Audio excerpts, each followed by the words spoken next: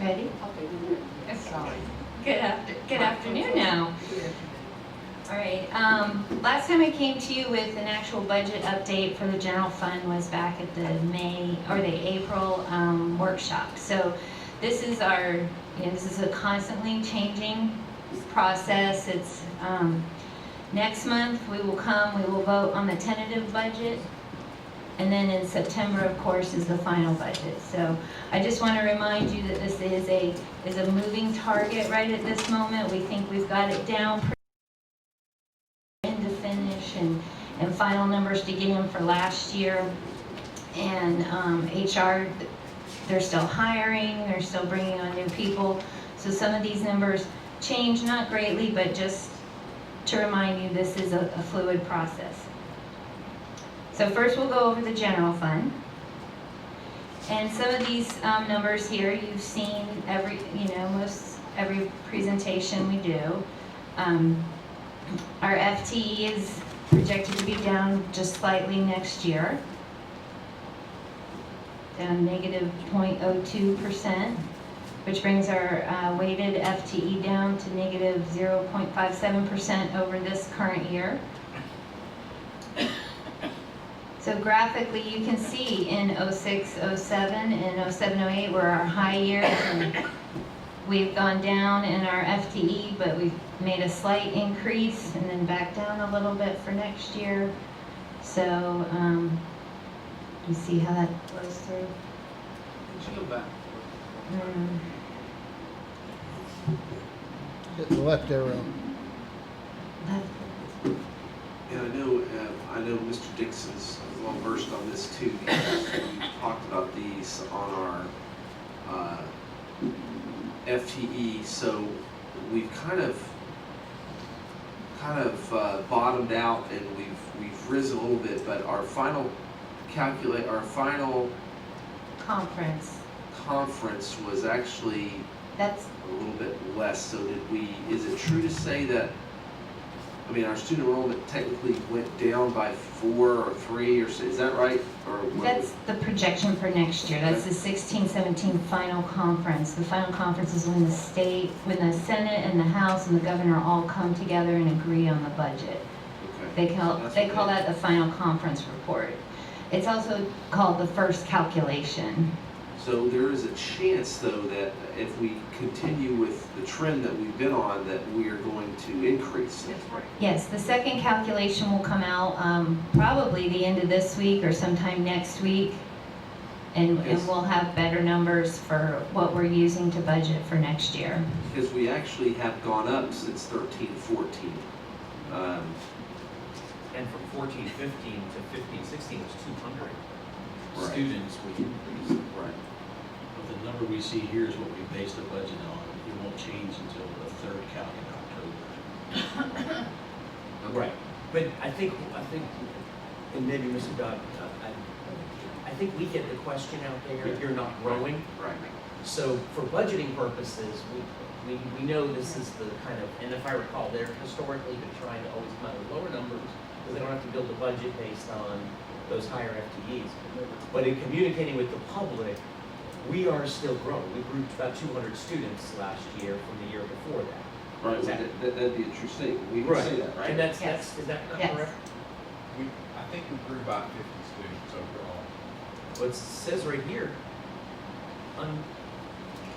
unweighted FTE 14-15 was. Right. I think Well, sometimes it's based on a projection. And Right. Maybe from our projection. Oh, see that I see what you're always- saying. Maybe we grew 50 from the projection, but the actual count. So the final was the final conference, Which is for next but year. not, so we grew 200 over the final conference, but maybe Right. 50 was the net. Correct. Of new students. Actually, Correct. Because remember, the final conference, Okay. to create the budget at the state level, that we give them that number back, it's in the change. And that's the number that's used throughout the budgeting process. And if All there's right. a change, they actually count the kids in October. Got it. So we say we've gone up about 50 students, and that would be interesting. Okay. All right. At the end of the year. You know, At the end, it's right. movement, it's very. Right, so fluid. right. We're changing every day. It's Right. going up, it's going All down. right. All right, so based on the FTE, the weighted, the base student allocation, as you can see, will go up $7 per student this year. So that brings our, because our FTE is down slightly, it will bring our base funding down negative 0.41%.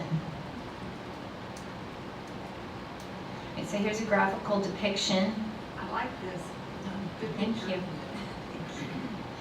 So this shows us the bars are your base student allocation. That's the amount of money that the state allocates per student. And then the red line is the base student allocation. The blue columns are the total base funding that the state says that we need. They kind of follow each other. As you can see, we're kind of level with last year.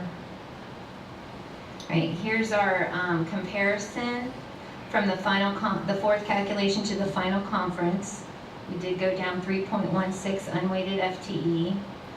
As you can see, I want to point out here the required local effort is going down 0.219.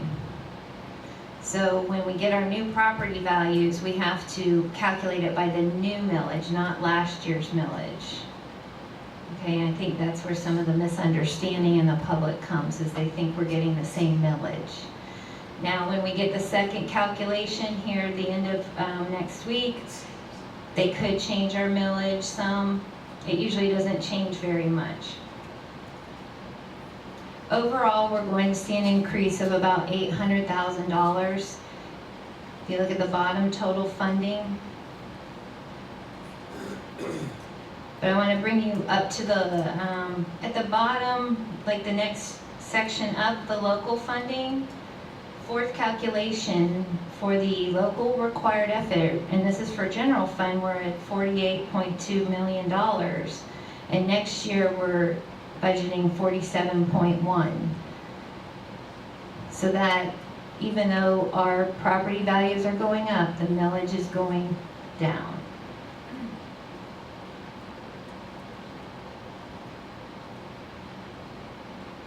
Which shows that am I correct then? You're looking at, you're talking about the fourth calculation, or? Yes, from the fourth So calculation. it's about a little more than $1 million less. A little over $1 million. So that letter last week that basically said we just got an extra $1.8 million really was that we lost another $1 million. Correct, which is why I put this screen in so I you could appreciate compare these. And the last column was the June 1st estimate that Les Cook sent Mrs. Himmel the letter stating that he estimated the property values at $9 billion, 40 million. Still, we are going to be funded almost $1 million less than we were last year on property taxes. Is part of that, it's a question so anybody can answer, but is part of that because of the Save Your Homes Act, of the values, even if they increase, they can't necessarily increase proportional to their increase?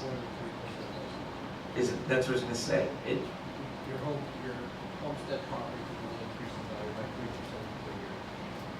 And this is just the general fund, is what we're looking at right here. Right. But the state determines the millage based on how much they think that we need overall. They're willing to put in this much, and this is how much they want the local taxpayers to put in. But even in a given year, if market values increased, if they doubled, we're still only going to, the taxable values will only increase a maximum of 3% on an annual basis, so. Someone buys a new home, Correct. Or a commercial property will have a different impact on that. So our taxable value, which we were just talking about, we're down to a low in 14-15. We're slightly climbing up. I did not put in the estimates in this chart because that is not what we can budget on yet. We have to wait to see what the state gives us in the second calc for the property values to budget on that. So based on the property values, This shows all of our tax budget, our required local effort. We levy that basic discretionary, which is 0.748. And then we have our capital improvement, which is, you also see the critical capital outlay that we levied for 4 years, back in 09, 10 to 12, 13.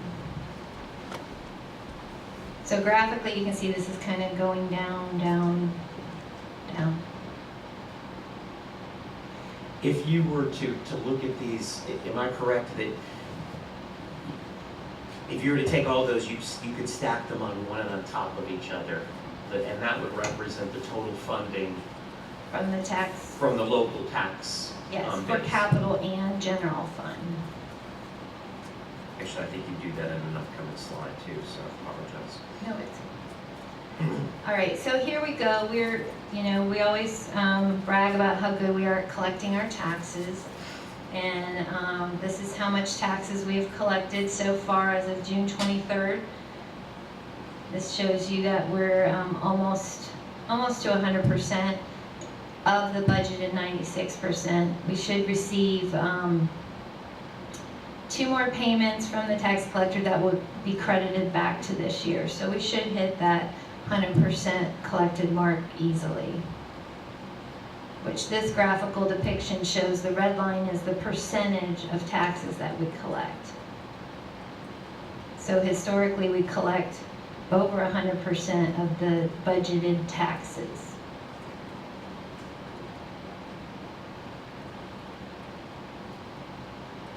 All right, so now I'm going to move on to the fund balance. And we've started to add this in and show you the difference between the restricted and the unrestricted fund balance. So we're looking at it staying the unrestricted fund balance staying pretty level for next year.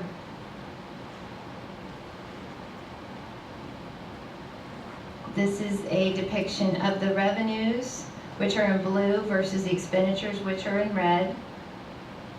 And as you can see in 12, 13, and 14, or 11, 12, 13, and 14, the expenditures were higher than the revenues. And then the last 2 years, we've brought in more money than we spent, and next year we're budgeting to break even. All right. Go back to that slide one.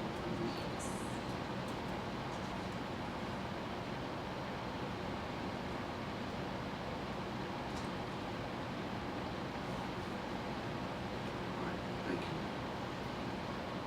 All right, so this is this is a sheet that shows us where we are and where we think we're going to be. As of June 30th, when I pulled the numbers, I'm projecting that we should end up with a little over $1 million surplus this year. So to carry that into next year, we are looking at a zero change in the fund balance for next year. We're breaking even.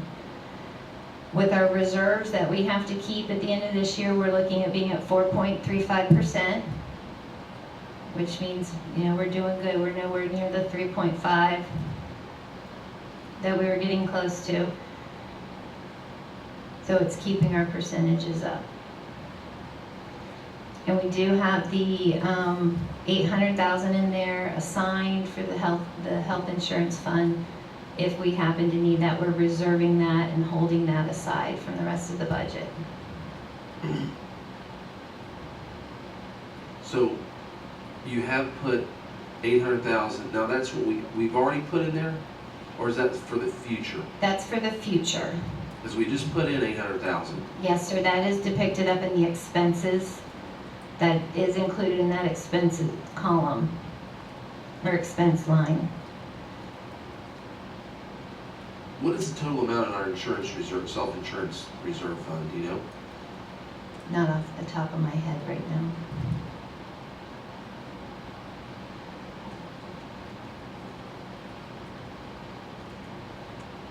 We did So have it in why are we proposing a reduction in the undesignated fund balance as a percent of revenue? Oh, that's a percent of revenue. I'm looking at the figures at the bottom.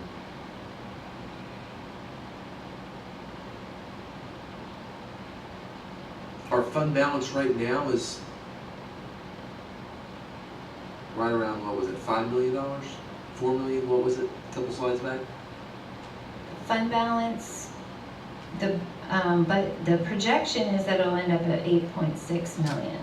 But with the amount we have to reserve, that brings us down to about 4. Right.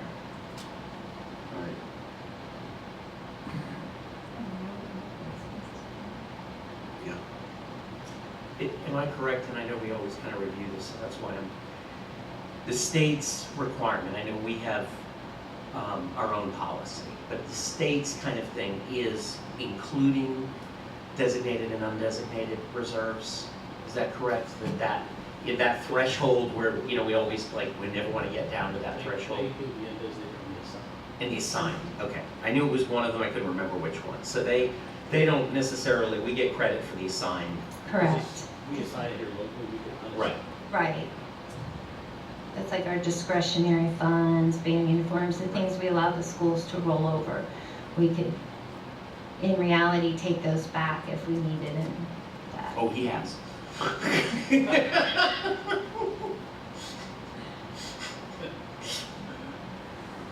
They get nervous, you know, about this time of the year. So, Right. I'm sorry, I gotta get this clear in my mind. Our net change in fund balance of $1 million, we don't really realize that. Because our fund balance has stayed pretty static around $4 million, right? That is our undesignated fund balance. Once we have all the reserves in there, it does stay about the same.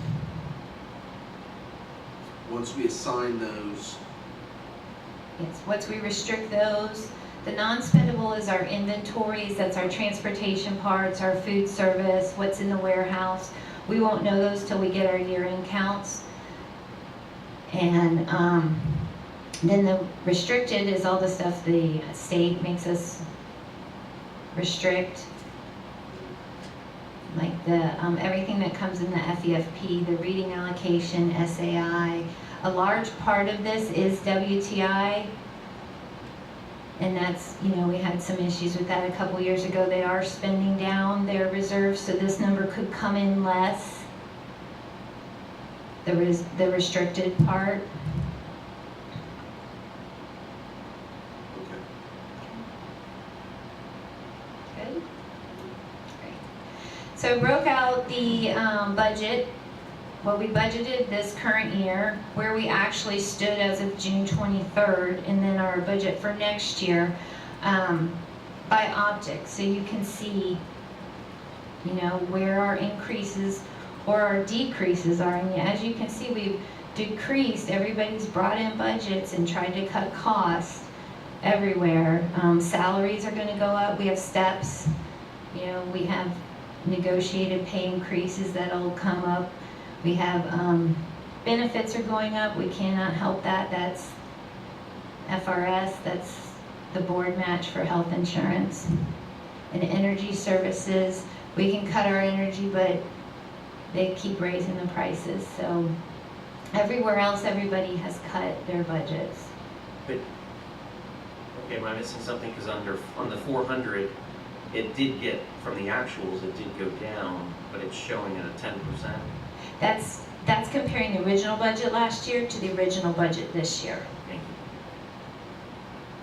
Because we still have bills coming in. We won't know what the June 30th electric bill is until sometime in July. So when we get that budget next year, that'll be pretty close to where we'll end the year. But like you said, we may have had a reduction, like even in your own house, we've had a reduction in wattage use, but they've increased the cost of the wattage, so we're just hoping sometimes we can mitigate some of that. Correct.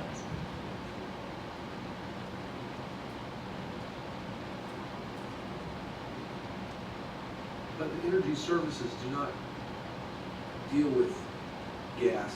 Yes, gas, Gas is part of it. electric, yes. So we're budgeting an increase in gas. Is that one of the big increases? No, it's electricity. Really? You're talking about I'm gasoline? talking about gasoline with buses. Yeah, no, I think we budgeted pretty much what we've spent about this year, Marilyn.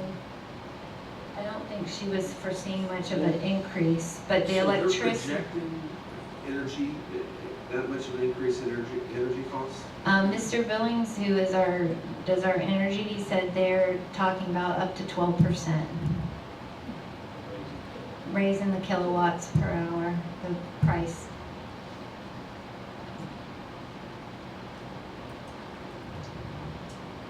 You give a reason, they just wanted to, is there, I think electricity seems to have gone up I mean, the price of it goes up about, they have up to that much, and a lot of times they will increase the price as much as they're allowed. Kind of like all your taxes on your Bright House bill and stuff. They don't have to levy all those, but they levy them because they can. I wonder because most of the talking to the public is about the gas, the buses, and the natural gas, or the gas, like convert to natural gas for the buses. We had propane buses a few years ago. High maintenance, expensive, and propane right now is not cheaper than gas in the business.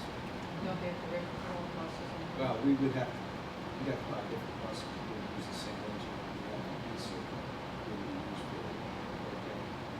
But we did at one time, that wasn't, bad, I think it was. Somewhere in the 90s it was. In the 90s, to go with the propane. We did have a couple of buses in there. Our maintenance personnel were not pleased with them. They didn't feel like they were any more energy efficient. And that cost per gallon of that fuel, fill up the propane tanks, it's not cheap. And And I, then you have to have it readily available. Okay, so I mean, for us to do that, have it here, then we'd have to put those kind of fueling stations in instead of the diesel. So it's back to what I think Thomas was mentioned earlier, you know, how much you're gonna invest before you start seeing savings. and a new bus is 110, 115. Yeah. Okay. Ready to move on? Right, so this is just a pie chart of those objects. You know what, I gotta go back, I just wanna make sure I get this, so, we didn't feel like balancing that budget, or having not an increase if we cut those energy services, I mean, that budget, that projection, is that good? I mean, we're 0.8% off from holding the line on our budget, but Remember, this is a fluid process, I know that. so we and I may, know you we're talking about a lot know, when more we get to money the end, on our salaries and benefits, is where the bulk of this increase is coming from. yes. So it would probably take, mathematically, it would probably take a lot more on that energy. It looks like a small, percentage-wise, but I think it's a, Yeah. The overall change is the smallest I've ever seen it since I've been doing the budget, so. But like I said, this is June. We have all the way till September when we approve the final budget. Yeah. Okay. Thank you. And we'll have, Yeah, we'll have the year closed out, so we'll know better how much we actually spent on energy, but right now, we're getting in bills for, like I said, for June. We'll pay those next month when they come in, but they'll be charged back to June, so we'll have a better idea of what we spent last year on energy. Okay. So as you can see, the largest portion of our budget is for salaries. And then for benefits, 82%.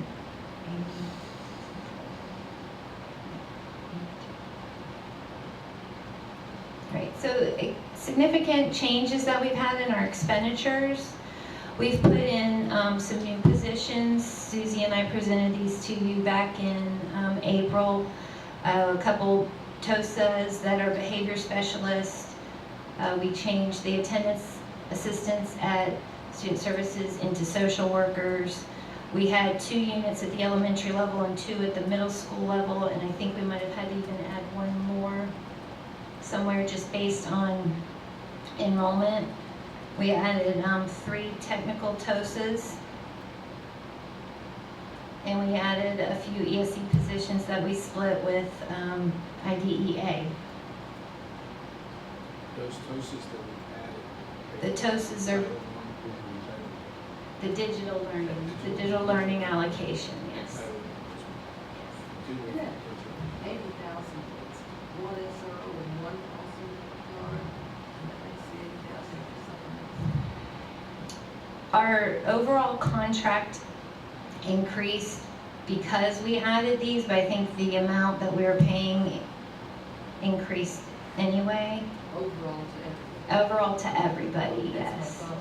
So, because we only pay a portion of what the actual salaries of the SROs are. But on that, our allocation from the state decreased substantially, if I recall. Yes.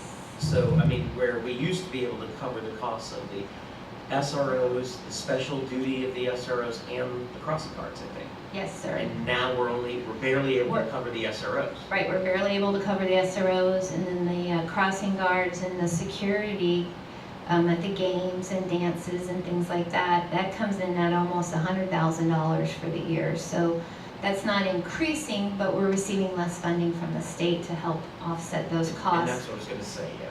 And that figure is calculated based on, part of it is based on our crime index. So I guess you have less crime, you get less money. You get less money. So our wide area network, which is our internet, will be going up, but 90,000 of it will be funded through the digital learning money. And our FISBIT, which is our workers' comp, which is our property insurance, it's our cyber insurance, it's teacher liability, that did go down about 105,000. Just to add, the FRS return to 1,000. Every year we see this going up every year. I've already heard projections for next year where we're near getting what they need to get them done. So I could see that even next year's going to be Yeah. Well, we had that adjustment a couple of years back where it was like 400 or 500,000. We got like at the last day of session, they just kind of throw it in there. And didn't tell anybody. And Miss Bryan, thank you for whatever you begged, borrowed, and 5,000, you're steals. welcome. You're welcome. Right, significant changes that we saw in the revenue, like I mentioned before, we had $800,000 increase in the FEFP. We are diligently working on our Medicaid billing. Ms. Allegretta and Ms. Kirby and Paula Schmidt in my department have been working to increase the amount of fee for services, the services we provide to students that are Medicaid eligible, to bring in money for that, to bring in money for administrative claiming. We did contract with a different company this year, and they have helped us increase our revenue a good part. So, and these will help fund the social workers that Ms. Allegretta received in replacement of the attendance assistants. It'll help fund some of the behavior TOSAs that we're looking to add, so. Are we contracting out the billing you said on that, or the oversight of the billing, or? Yes. I know there were some changes we made to kind of. Right, we have a different company that, Civic Solutions, and they have helped us find more ways to bring in revenue. They streamline the process. You know, when we go through an audit, they'll be right there with us, so. And it is a it was- very specific expert, I mean, it's not Yes. something we could do internally, if I recall. It's Exactly. quite complicated and it changes. It is. The formula's like, you can't say we're claiming this much, and then they have about 10 different calculations it goes through till you get the bottom line of what you're actually gonna receive back. So, With that said, there is staff that works on this. There's a lot of work that goes into Yes. additional work that the staff is picking up to do these forms. So there is some oversight that we get from outside, that our staff is doing a lot of the work, and we're chasing money. So the net is not necessarily 500, not that we don't want it, we do want it, but I'm saying there's still some costs. right, a lot of the nursing services, right now we only bill for Crest, and Ms. Allegretta has put together a schedule that by the end of the year, we will be billing for eligible nursing services at all of our sites. We do get to bill for OTPTs, school psychologists, What about interpreters? interpreters, yes. Because I know, like, one interpreter costs us $20,000 or more. Yes, So if we could recoup any of that, that would be great. exactly. So we are bringing out to all the schools where we've just been doing CREST for the most part, because that is our highest percentage of students that are eligible for these type services. But we are branching out, and that this company has helped us do that also. No, I'm good. Okay, based on the 5-year work plan last year, when the state is going to give us $142,000 more in PICO maintenance revenue, which is some of that, it comes into the capital fund, but that's money we can pull over into the general fund for maintenance. Okay, and that number can change once the 5-year work plan opens, and when does that happen, Jeff? End of July. So they'll have it, those numbers are given to us, we don't, you But know. no new construction PICO dollars. So it's not like in those years when which was Right. really the bulk of a lot of our PICO funding. Do we happen to know how much the Academy of Environmental Science or micro school is getting in PICO dollars? I know that the academy got about $50,000 this year. So we get 142,000 for over 15,000 students. This is our increase, This is our increase. our increase, Okay. right? And what This if- is not you know what our our, PICO dollars are? it was about 400,000 this year, Okay, so 400,000 for 15,000 students. students, And they got 50,000 for 100. And I pretty much can, Students. for 100 students. Right. So if you figure that out on a per student pupil ratio, Thank you, Tallahassee. again, 90% of the money is going to 10% of the students. Correct. Just saying. Our indirect costs, we should see an increase in revenue because the indirect cost percent went up some for this year. And this is the money we can charge to the grants and the federal monies, we can charge them because we process their payroll and, you know, for those indirect costs that they're not bearing right there directly in their fund. It's real strange, in all election season, we listen to the comments made on television, speeches, every single one says Concord education is the number one priority. And I haven't seen maybe one or two only, the rest of them don't act like that at all. They're very based on this, they take away from it. It's very hard to put the two thoughts together. Okay, so now we're going to move on to the capital fund, which we've talked about a lot, and this is really just going to be a summary of what we went over in the sales tax presentation. So I'll probably just, you know, go through it. I have to just say, I'm sorry, because I just got to say on that PICO dollars, that works out to, for public school students in Citrus County, about $26 per, and it works out to be $526 for a charter school. Thank you.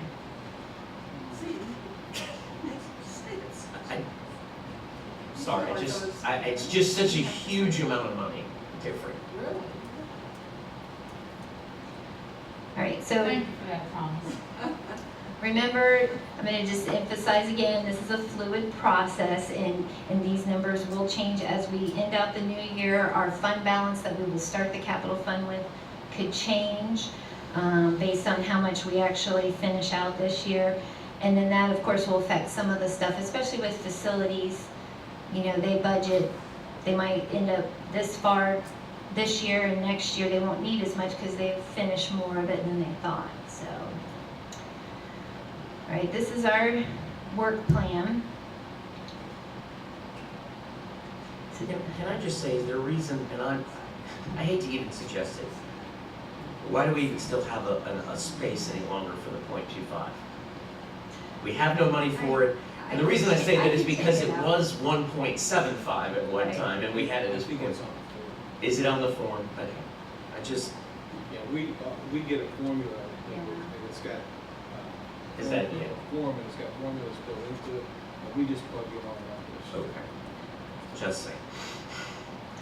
All right, so this shows you the revenue side of the capital fund, and then this is the side that we really need to look at the bottom numbers of where we are going to end up if we pay for everything that we need to expense out.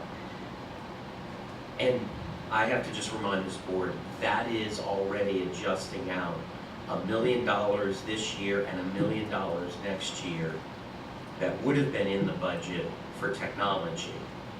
I'm still not sure that we still don't ultimately have to have a conversation in order to meet it. But that's $2 million that would have already flown through in 2020, and that would have made it. Am I correct on that? Yes, our original budget that Dr. Geddes had come up with before we did all these cuts was 1.766 million. Right. So he cut over $1 million. And granted, we all understand why we're needing to do that. We understand we can do that for this year, but really that negative, when you get down to that ending funding balance of 1.28, would be worse if those adjustments, I mean, that's just one, and I know that that's not the only category that's been done to, but that's, to me, a very big one right there. Yes.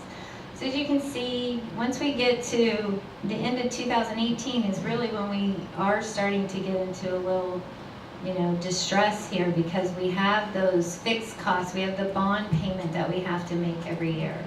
We have buses we need to buy, we have property insurance. There's things that we have to have. So we definitely are going to need to make some cuts if nothing's done. The bond payment, is that schedule that we have, I think it's going to be on the next page, but is, in years 17, 18, 19, we have those as fixed. Will that be the fixed, or is there a fluid? I mean, It can change based on right now. This was the first year where the payment was made into a sinking fund, which is money that we're holding to make that final payment at the end, and based on how the percentage, interest percent that we can get when we make that payment is really, it'll redetermine every year the payments. So for budgeting purposes, that's what we need to do. Right. We have it as a, Correct. but there could be some adjustments. Correct. Our financial advisor will give us a new amount every year. They'll recalculate that bond payment and what we need to make for the next 10 years to be able to meet that 35 million at the end. Which, that was a good segue into this. So as you can see, this year we invested $2.289 million in our sinking fund, and they're calculating this at about 1.5, and we were able to buy some T-bills for 2.2, so we did do better. We will earn a little more interest. So as you can see, if we can get a little better interest rate, the payment will go down. And then in 2027 is when we have to make that final payment, and we'll be able to pull out almost 30 million out of the sinking fund, and then we would only have to pay the remaining 5. Just going back, if you would, for a second on that previous slide, when in the scary point, if we are not able to be successful in passing of the surtax, that salary amount at the bottom there of roughly $2.5 million, and that bond at the top would be the very minimum that would have to be find funding for, I would think, coming out of what would have to get funded out of the general fund. Is that generally correct? You got to make it bond. Where we have So to I mean, make, so you get the $3 million right off the top. right. You'll have to look at adjustments. I mean, but we would be then looking at everything Right. in there. I mean, we would have to, everything's on the table. I mean, as we have had to do in the past, everything gets put on the table, and we have to start prioritizing. And in this case, that is direct impacting just in those things of classrooms. I mean, direct instructional impact to classrooms, direct instructional impact to the maintenance of classrooms. So I mean, we need to remember again as we talk to the public, and that will affect the general fund. That's going to affect everything else that goes along with it. Right. The things that will affect the general fund, the biggest would be salaries, of course, the property insurance, the enterprise software, and code compliance. And if you total that all, that comes to about $5 million of revenue that the general fund will not see because the capital fund cannot sustain that. So we're looking at our general fund losing $5 million once the capital fund gets into distress. So while we're having to redevelop the capital fund, we're also having to redo the general fund in order to find those resources out. Correct. Well, and that is something that we need to bring to the the attention of the public. I mean, that's where we are right now, and if when we get out there to talk about this sales tax initiative, I mean, this is in reality going to save our classrooms in a big way. And so, that is an important part of this. Or impact them in a negative way. Right, yeah, right. Yeah. Yeah, we're looking at in 3 years, the general fund would start suffering. And we can't wait that way. No. We know that, as classic is the case, which again, I appreciate this board also giving the foresight that on the primary, it would allow us to, in the current budget cycle, begin making adjustments. Yes, yes, if it votes through on the primary, it will be able to be budgeted into the final budget. Or unfortunately, it means we would have to start looking at the changes in the Right. current budget cycle. Right. And we were talking earlier about teachers and experienced teachers, and I was thinking about the general fund with the salaries, because you're not gonna be able to hire someone who has 20 years' experience, because you don't have the money to have to hire the person who's the first year, and it might be a wonderful teacher, but you can't have that experience come in and help you. Well, and Ms. Powers, it's the connection here. This last legislative session, there was a pilot that was started. It was called the Principal Discretionary Pilot. And it was to allow principals in 5 districts to become basically their own little school boards and their own superintendents. And the idea is you're going to operate your school more efficiently if you have that discretion. They would like to expand that. And there looks to be, as we know, that when they start those pilots, they're looking to try and see what they can do to make that. We have some representation coming our way that likes that idea. And from a business perspective, there is some legitimacy to say, well, if you let them operate. Well, most of our administrators will tell you they're not business. They've had to become some business people, but they're educators. They're not budget people. Well, if you're hiring somebody, and you've got somebody that's got 15 years of experience, and they have the same, credentials as somebody just coming out of college, and it's going to impact your budget by that substantial less amount of money, what do you think somebody's going to do? And we all know the value of somebody who's been in that classroom for some period of time. We have great people coming out of colleges, but who do we think we pair them up with? We pair them up with that teacher that's had 15 years of experience. So those are things we need to also watch that the legislature is trying to push us to, with the idea that they're going to save us money. Well, there was the certain students have to have teachers are not performing teacher. And so if you can't hire the high performing teacher, then it needs the requirement made by the state. Well said. The next slide is the bus replacement plan, and as you can see, we're going until 16 years to replace buses. There was a conversation somewhere recently, I can't recall it, but I saw that the county is trying to relook at, I think, their vehicle replacement, because they had a straight, if the bus was in service for X number of years, they're replacing it. And I think theirs was only like 5 years. So compared to a school of what, we look at it as a replacement of, is it a 15-year replacement typically? But that doesn't necessarily mean it expires at year 15. That's reevaluated, if I recall. And sometimes if the buses, we've been able to get some, looks like it has some more use. Maryland will keep that one a little longer, maybe change it around in the fleet.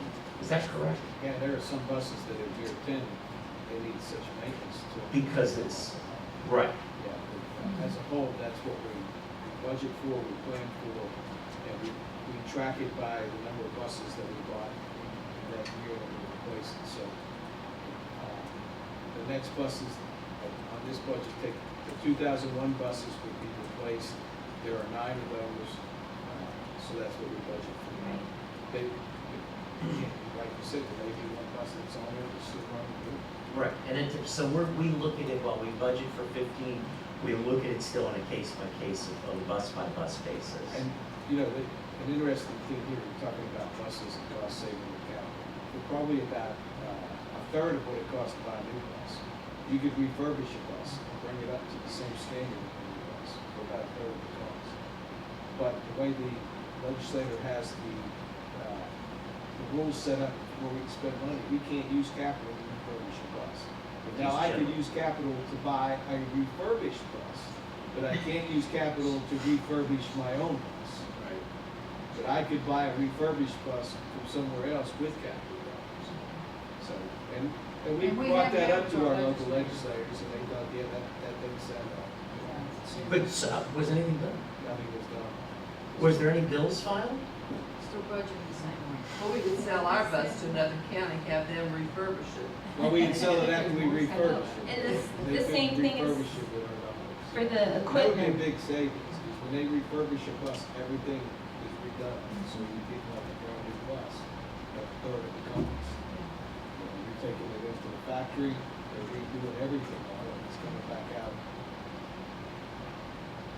So, And we do all know when we see the buses, if it has a 2003 dash, that's the year that it's been put into service. Right. And then, and you'll see different brands, because every year there's a different bus on the bid, and we usually use the state contract on the bids, and we got Bluebird, and some years there's, Sunstate, Sunstate, Thomas buses, Thomas. and, or to me, flat nose. I don't think we buy those anymore, they were hard. No, to I think we find. just have a couple still. Okay. So as we move on, technology resource budget, this is Dr. Gett's budget, and the top portion is the plan just to keep us going, to replace video projectors and document cameras and printers, to upgrade our network, to keep up with the new technology. And then at the bottom, you can see we have the one-to-one.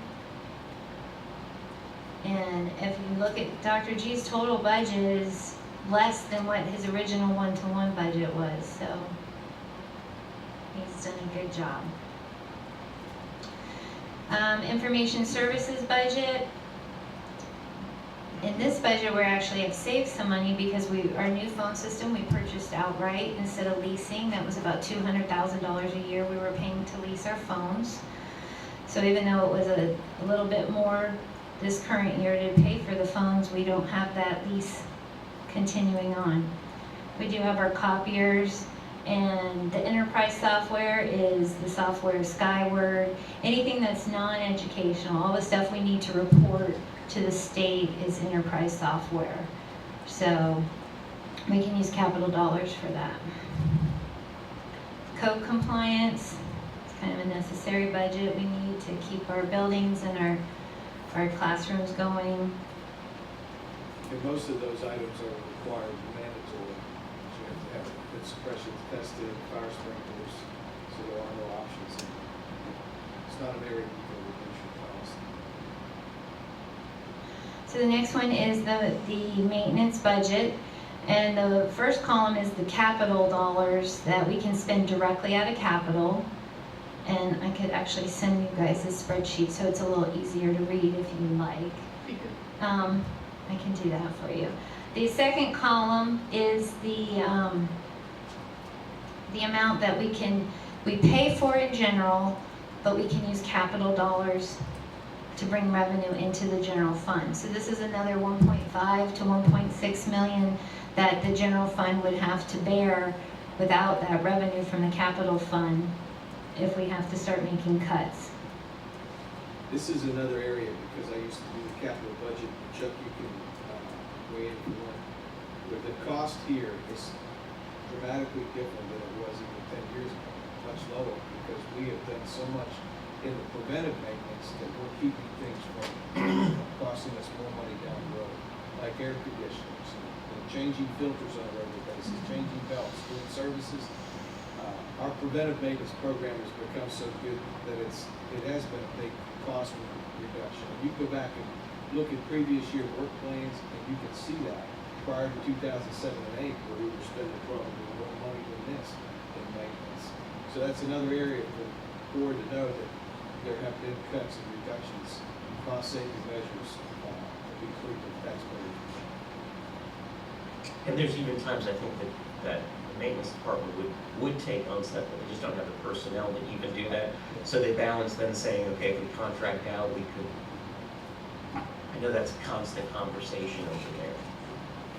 So the facilities and construction budget, this is probably one of the most fluid ones because they may finish some projects this year they didn't expect, but this is the projection of what they will need.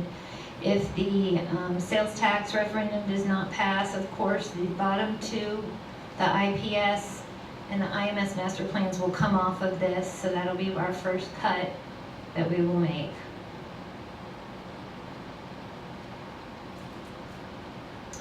Okay, the rest of these are just the miscellaneous things that we pay for out of capital, the salaries. We still have a few portables. We're able to use our property insurance, $100 per FTE we can use to help pay for that. And then the bottom part would be furniture and equipment. So these are all things we would have to bear in the general fund if we lose this funding. So we are impacting the classroom if we're losing, furniture, kids don't have desks to sit in and things like that. So this does affect the classroom. That's another area that's been greatly reduced. Yes, since Mr. Faulkner started doing it a few years ago. Yes. And this year, again, that figure, Mr. Bishop went out and physically looked at every request in the district to make sure that every need was met. And at the same time, every need was actually a need that couldn't be delayed. Yes. And then Ms. Perry went out and had the companies bidding against each other. She did a very good job getting those costs down, between the different companies that we can use, and got a very competitiveness going on. So we, not only do we just replace the furniture, we try to get the best price for the best quality that we can for the classrooms. So that's it. So Comments or questions? Wow. Good job. I like the charts. thank you. Walking or something? Well, for the, For the July meeting, the last few years we've put the book together, but we've sent it to you as a PDF. So I need to know what direction you would like on that. Would you like me to actually have a book printed for the tentative budget? Or Can you would print a book for those who want a book and then the Oh, rest of us send us? I and certainly know- can. I mean, that would work for me. You can send a PDF and then Always, whoever. I always want to touch it. Okay. Yes, ma'am. Ms. Bryan? I like to touch the whole too. Mr. You can Dodd? send me a PDF too. Yeah. Okay, yes, I will definitely send you the PDF too. And once we have the meeting, of course, that becomes available. It's on the website for everyone to see. So it's always a good tool to send people when they have questions. There's a lot of information, as you guys know, in this budget book. A lot of work is put into it, so that people can read it and understand where all our funding comes from. And I like to keyword search it, so that's why I like to PDF. So I can, I like to take and hold it while I'm I just talking put a to little people. one word in and then it finds it 16 places and Lifting up the computer's a little hard. I just remember the July board meeting, Ms. Wilson will come to you and ask you to approve to advertise the budget. And if that advertisement goes to the paper Saturday before, that'll be the working one until the final one is approved. we all approve that last July. And then hopefully she gets all the numbers from DOE and that. They always set it close.